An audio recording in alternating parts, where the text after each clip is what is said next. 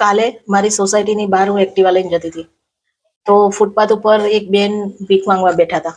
એટલે મને એમ થયું કે લાવ ને, મને યાદ આવ્યું કે આજ તો દિવાળી છે અને અમાસે છે પાછી. એટલે મેં કીધું લાવ એમને કંઈક જમવાનું આપું. એટલે મેં બાજુમાંથી કંઈક ખાવાનું લઈ અને એમને આપ્યું.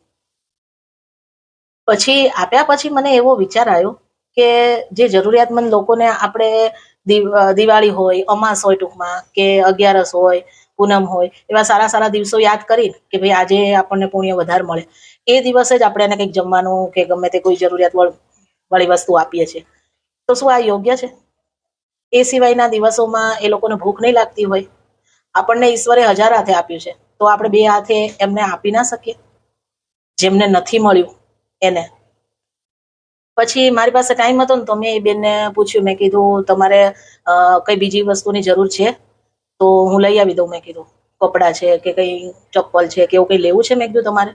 તો મને કે ના બેન, મને કે થોડા રૂપિયા હોય તો આપો ને. કે તો મને આમ આંચકો લાગ્યો. મેં કીધું ના ના, કેમ કે મેં એવું સાંભળ્યું હતું કે કોઈ દિવસ ભિખારીને રૂપિયા નહીં આપવાના, એનો મિસયુઝ થાય, એ લોકો ક્યાં વાપરે, શું વાપરે એમ.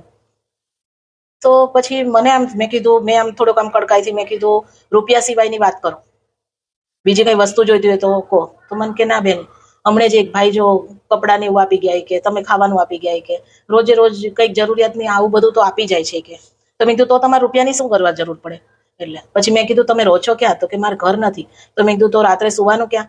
તો એ કે આ દુકાન બધી બંધ થાય ને તો એમના ઓટલે હું સુઈ રહું છું. કે મને વિચાર આવ્યો કે લેડીઝને દુકાનની બહાર સુઈ રહે. મેં કીધું તો મેં કીધું સવારે ઉઠીને નાવા ધોવાનું, ટોયલેટ પાણીનું.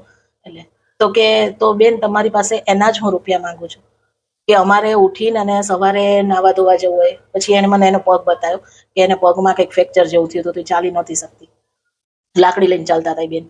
એટલે તો એ કે હું દૂર ના જઈ શકું, એટલે અહીંયા સુલભ શૌચાલય છે ને, એમાં મારે ટોયલેટ જવાના 5 રૂપિયા 10 રૂપિયા એવા આપવા પડે. કે અમને એમ નામ ના જવા દે. કે એટલે પછી મને પોતાને મારી ઉપર એ થોડુંક ઓલો ગુસ્સો આવ્યો કે જાણ્યા જોયા વગર મેં એને એવું કીધું. એટલે મેં એને 100 રૂપિયા આપ્યા.